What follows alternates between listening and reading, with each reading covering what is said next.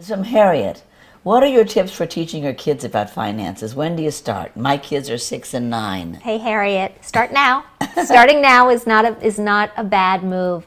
I think an allowance is a really good teaching tool. We were talking about kids going off to college before and how they need to know that their money is limited. They have to make choices about how best to use it. You can start teaching that at age 6 and 9 with an allowance. You give your kids a certain sum of money and with that sum of money, you give them a list of things that you're not buying for them anymore. A list of things that their allowance has to cover, and it should be things that they want.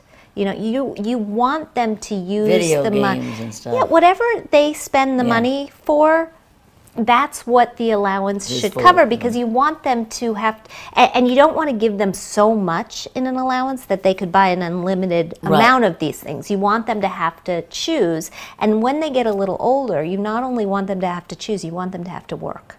Because as I learned when my kids started babysitting, the $10 that they earn for an hour working as a babysitter is so much more valuable than the $10 that I give them in their allowance, because they start to make the calculation, oh, well, I had to work an hour to get this money. That teaches them about the real world. That's great.